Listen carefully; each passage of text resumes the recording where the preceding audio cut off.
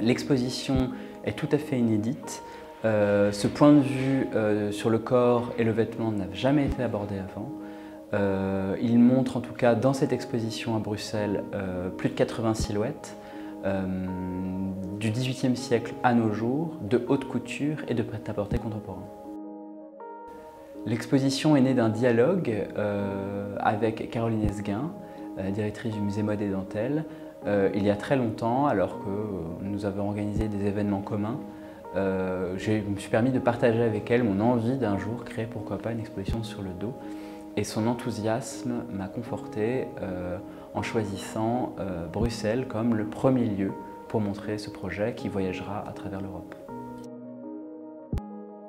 L'exposition débute réellement par une pièce à part entière qui est un couloir entièrement parcouru de plus de 3000 silhouettes qui correspondent à des défilés choisis des collections parisiennes automne-hiver 2018-2019, qui sont les collections actuelles contemporaines de cette exposition. Et lorsqu'on voit ces silhouettes, on s'aperçoit qu'aucune n'est montrée ni de profil, ni de dos. Ce qui fait qu'aujourd'hui, toutes ces silhouettes qui nourrissent la création contemporaine sont biaisées. Et donc la première silhouette est par choix un des chefs-d'œuvre de la collection du musée Mode et Dentelle, qui est cette combinaison de pantalon de 1939, haute couture de Madeleine Vionnet, qui n'est faite que d'incrustations de tulle de soie et de dentelle, pour aussi montrer que ce modèle très important est un modèle en 3 dimensions.